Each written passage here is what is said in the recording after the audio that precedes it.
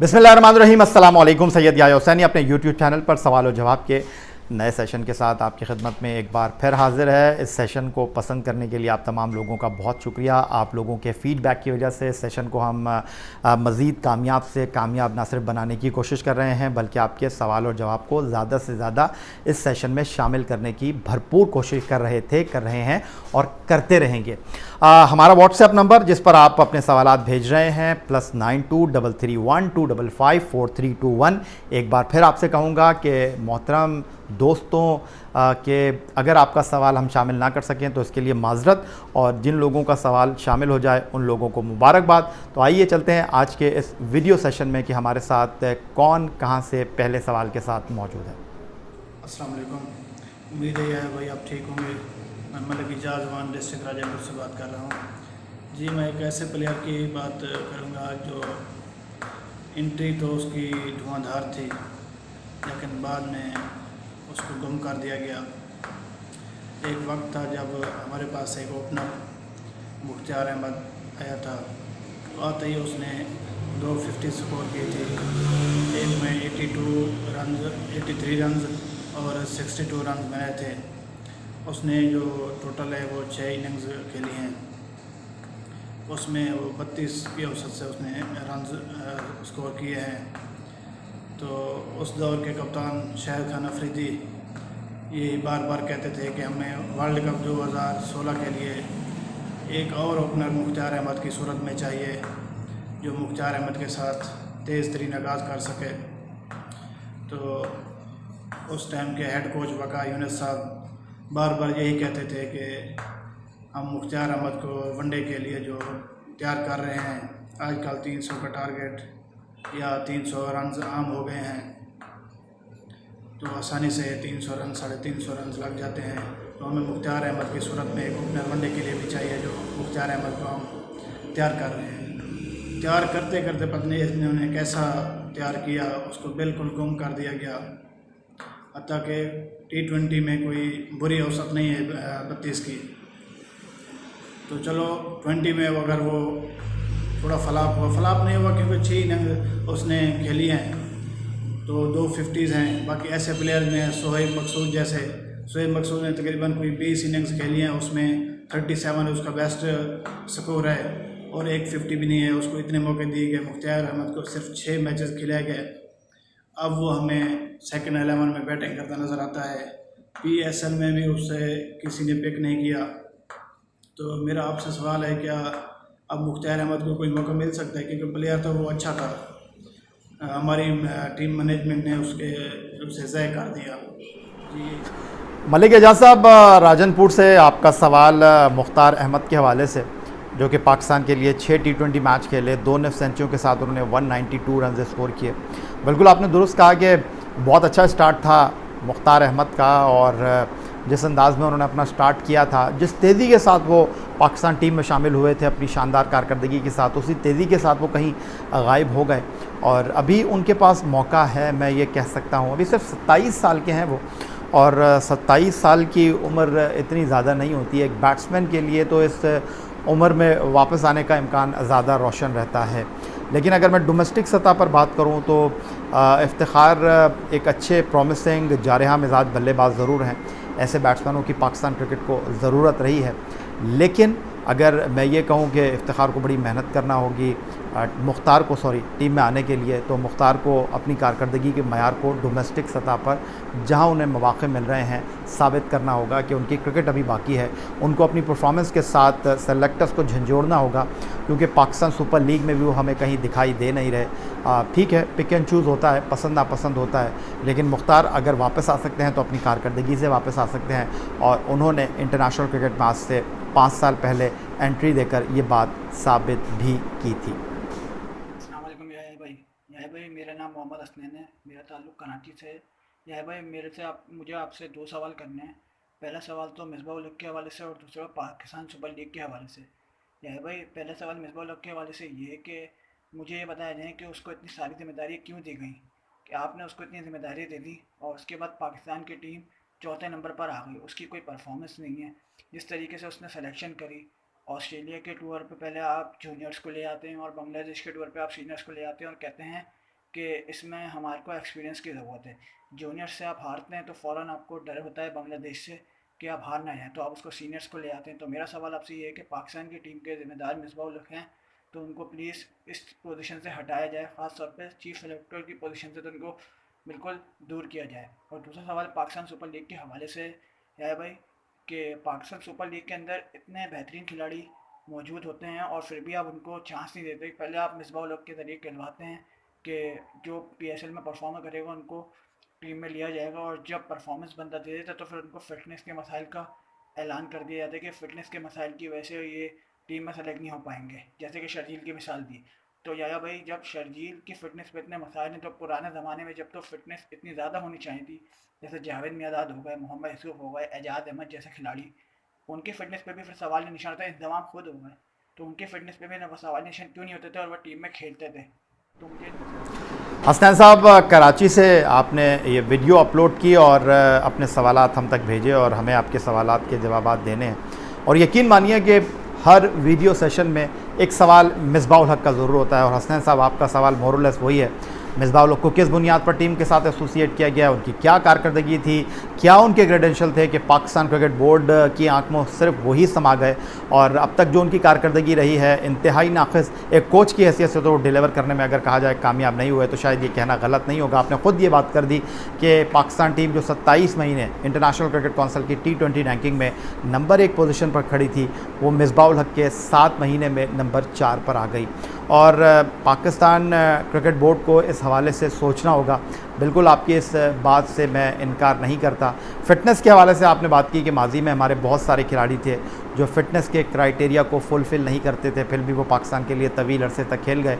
शर्जील खान को आप कहते हैं कि मिसबाह-उल हक कहते हैं कि पहले पाकिस्तान सुपर लीग की कारकर्दगी पर मुंतखब करूँगा, फिर मिसबाह-उल हक जो है वो फ़िटनेस का डंडा खड़ा कर देते हैं। शर्जील के हवाले से आप कहते हैं कि शर्जील क्यों पाकिस्तान से नहीं खेल सकते, लेकिन शर्जील को तो अभी सर झुकाकर, शर्जील को अभी वक्त का इंतज़ार करना होगा। उनको सेंट्रल कॉन्ट्रैक्ट में नहीं रखा गया। उनके लिए सबसे बड़ी बात यह है कि उनकी पाबंदी ख़त्म हो गई है। उनके लिए सबसे बड़ी बात है कि वो पाकिस्तान सुपर लीग खेल गए हैं, लेकिन इसमें कोई दो राय नहीं है। अगर शर्जील को इंटरनेशनल क्रिकेट में वापस आना है तो अपनी फ़िटनेस पर बहुत ज़्यादा काम करना होगा। अस्सलाम वालेकुम यार भाई, मेरा नाम तैमूर है फ्रॉम इस्लामाबाद। और मेरा सबसे पहले आपसे ये सवाल होगा कि आप सरफराज अहमद के अलावा किसी और प्लेयर को क्यों नहीं सपोर्ट करते? ऐसे आपके मुंह से हमेशा सरफराज, उमर अकमल या फिर अहमद ज़ाद, और ये बात आप खुद एग्री करेंगे, अहमद ज़ाद PSL में भी फ्लॉप हो गए। अभी 2-3 साल से मेरे ख्याल से सरफराज जो थे वो वर्ल्ड कप में थे, सही है, और वर्ल्ड कप के अंदर भी ना कोई इनकी इतनी अच्छी परफॉर्मेंस नहीं थी। और फिर मैं सेल्फ परफॉर्मेंस की बात कर रहा हूँ, ना उनसे पहले ना इन्होंने वनडे में कोई अच्छी परफॉर्मेंस दिखाई, ना कोई टेस्ट के अंदर।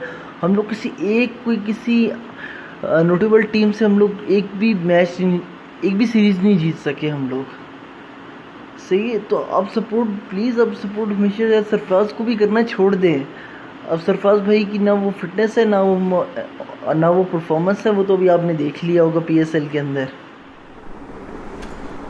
तैमूर साहब इस्लामाबाद से आपको खुशामदीद कहेंगे सवाल और जवाब के सेशन में, लेकिन थोड़ा नाइंसाफ़ी कर गए आप, थोड़ा जल्दबाजी कर गए आप, थोड़ा सा आपने बहुत ज़्यादा कह दिया। सरफराज पाकिस्तान के खिलाड़ी नहीं है, अहमद शहजाद पाकिस्तान के खिलाड़ी नहीं है, उमर अकमल पाकिस्तान के खिलाड़ी नहीं है। क्या इन्होंने कभी पाकिस्तान के लिए परफॉर्म नहीं किया? क्या सरफराज अहमद ने पाकिस्तान को ICC चैम्पियंस ट्रॉफी 2017 नहीं जितवाई? चले मान लेते हैं। अब आप लोग ये नहीं कहिएगा कि कब तक हम 17 चैम्पियंस ट्रॉफी को बार बार गिनाते रहेंगे। तो 92 वर्ल्ड कप भी तो इमरान खान गिनाते हैं ना। 92 वर्ल्ड कप की बुनियाद पर वो पाकिस्तान के वज़ीर आज़म बन गए। यूनुस खान को 2009 ICC वर्ल्ड T20 जीतने पर वो सब कुछ नहीं मिला जो मैं कुछ कहना नहीं चाहता। लेकिन उसके अलावा अगर हम बात करते हैं तो ये बात आपकी बिल्कुल भी दुरुस्त नहीं है। हमारा काम खिलाड़ियों की परफॉर्मेंस को हाईलाइट करना है। अगर वो अच्छा कारकर्दगी का मुज़ाहरा करते हैं तो उनको सराहते हैं, अगर ख़राब कारकर्दगी का खुलासा हम ख़राब कारकर्दगी के साथ करते हैं। ये नहीं होता कि अगर वो सिफ़र पर आउट हो जाएं तो हम उनके ज़मीन व आसमान के कलाबे मिला दें। आप ये जो बात कर रहे हैं कि सरफराज अहमद को बहुत ज़्यादा हम सपोर्ट करते हैं, तो ऐसी बिल्कुल भी कोई बात नहीं है। हम उन तमाम खिलाड़ियों को सपोर्ट करते हैं जो सब्ज़ हिलाली परचम के लिए सब्ज़ कैप पहनकर पाकिस्तान को बैनुल-अक़वामी सतह पर रिप्रेजेंट करते हैं। आज टीम में नहीं है सरफराज, लेकिन इसका ये मतलब नहीं है कि सरफराज ने कभी कुछ किया नहीं, सरफराज कभी खेल नहीं सकते। आपसे मैं यही कहूँगा कि इख्तिलाफ़ राय ज़रूर हो सकता है, पसंद नापसंद ज़रूर हो सकती है, लेकिन हम किसी को राइट ऑफ नहीं कर सकते।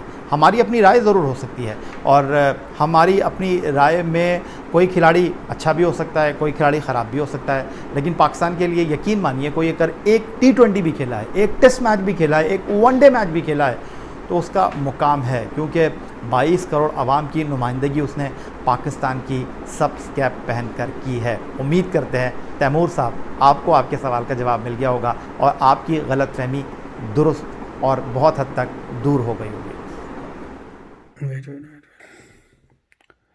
अस्सलाम वालेकुम याया भाई, मैं आमिर बात कर रहा हूँ जर्मनी के शहर फ्रैंकफर्ट से। मेरा आपसे 2-3 क्वेश्चंस हैं जिसकी वजह से मैं बहुत ज़्यादा थोड़ा सा डिसर्ट हुआ हूँ पाकिस्तान की कंडीशन देख के। फ़र्स्ट ऑफ़ ऑल जो मोस्ट इम्पॉर्टेंट क्वेश्चन है, जो करप्शन चार्जेस सामने आ रहे हैं 90s के ज़माने के, जिसमें वसीम अकरम साहब काफ़ी इन्वॉल्व हैं, और ये जानकर मुझे इंतहाई दुख हुआ है कि हमारे इतने बड़े सुपरस्टार्स इस तरह के काम करते रहे हैं और उनको फिर बाद में जो है क्योंकि निशान इबरत नहीं बनाया गया तो उनको छोड़ दिया गया। एक तो उसके मुझे सलूशन का काइंडली बताएं कि क्या सलूशन है, और दूसरा पिछले 3-4 साल में पाकिस्तान में करप्शन के चार्जेस बहुत ज़्यादा हो गए हैं, स्पेशली PSL में, और काफ़ी सारे खिलाड़ियों के नाम आ रहे हैं। तो इसकी रीज़न क्या है, कैसे इसको सॉल्व किया जा सकता है? क्योंकि अगर ये सॉल्व ना हुआ तो इट मीन्स के पाकिस्तान की स्पोर्ट में और पाकिस्तान के जो लोग बाहर रहते हैं, हम लोगों को काफ़ी ज़्यादा क्रिटिसिज्म का सामना करना पड़ता है कि शायद हम लोग सारे ही करप्ट हैं। तो काइंडली ये बताएं, क्योंकि आमिर को चांस मिल गया, शर्जील को भी चांस मिलने वाला है, तो इस वजह से शायद लोग कहते हैं कि चलो जी एक दफ़ा करप्शन कर लो और बाद में वापस आ जाओ टीम में। तो इसका मुझे काइंडली आंसर करें कि क्या वजह है, क्यों करप्शन चार्जेस बढ़ रहे हैं। और तीसरा ये कि जब इमरान खान पाकिस्तान के प्राइम मिनिस्टर हैं इस टाइम, तो why he is not taking any making any laws to deal with it, क्योंकि अगर वो नहीं करेंगे अभी तो कौन करेगा? क्योंकि he is a dead and honest person, we believe, और हम जो बाहर रहते हैं पाकिस्तानी लोग, हमें पता है कि वही एक आदमी है जो कि पाकिस्तान की किस्मत को इस टाइम बदल सकते हैं।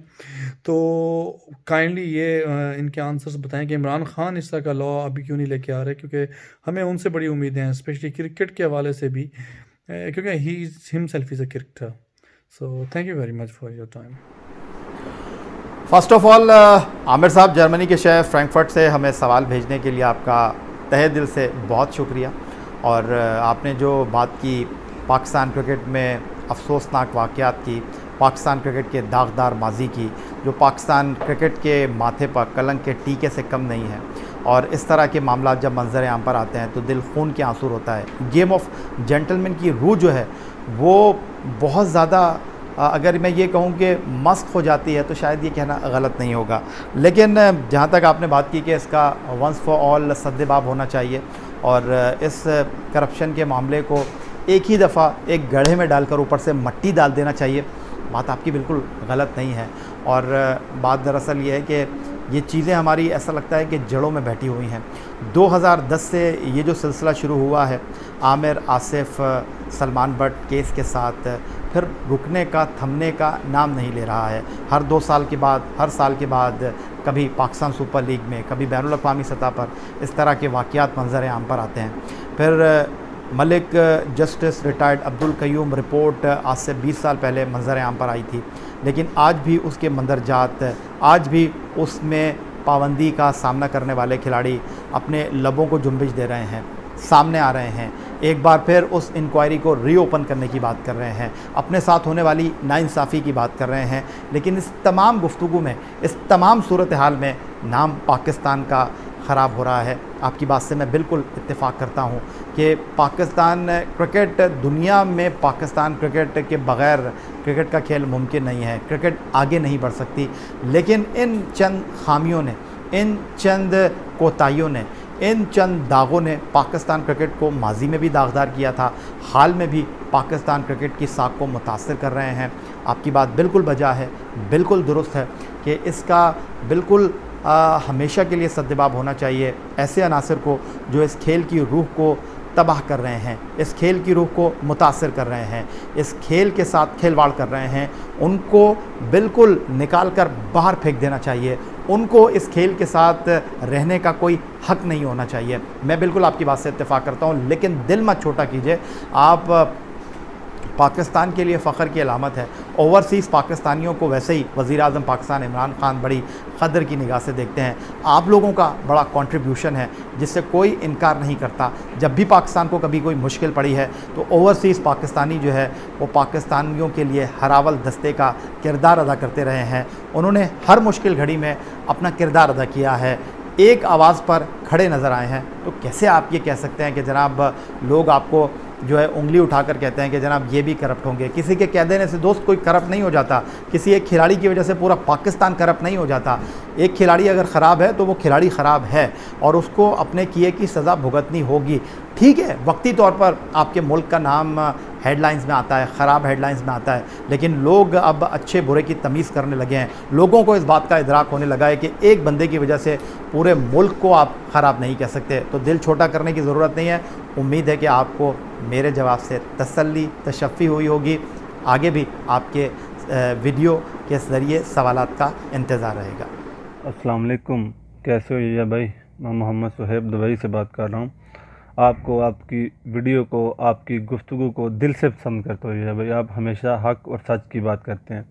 मेरा आपसे ये सवाल है, क्या मोहम्मद आमिर वहाब रियाज को टेस्ट क्रिकेट रिटायरमेंट की वजह से नज़रअंदाज किया जा रहा है? पहले टीम से नज़रअंदाज किया, अभी सेंट्रल कॉन्ट्रैक्ट से नज़रअंदाज किया जा रहा है। क्यों करता है पीसीबी ऐसा खिलाड़ियों के साथ? वो उनका अपना डिसीजन है। उन्होंने अपनी फ़िटनेस को देखते हुए, अपनी बॉडी को देखते हुए, अपने और मसाइल को देखते हुए रिटायरमेंट ली है। तो इसका ये मतलब तो नहीं है उनको नज़रअंदाज कर दें। ये है भाई, अगर मोहम्मद आमिर और वहाब रियाज को T20 वर्ल्ड कप के स्क्वाड में शामिल ना किया तो पाकिस्तान के बहुत कम हो जाएंगे जीतने के चांस। और दूसरा देखो, अभी PSL के टॉप परफॉर्मर है कामरान अकमल, सुहेल तनवीर, फवाद आलम, उनको भी नज़रअंदाज किया जा रहा है। क्यों ऐसा करता है पीसीबी खिलाड़ियों के साथ? ऐसा करने से बहुत नुकसान होता है पाकिस्तान क्रिकेट बोर्ड को। प्लीज़ ये भाई मेरी रिक्वेस्ट है पीसीबी से कि ऐसा ना करें खिलाड़ियों के साथ, प्लीज़।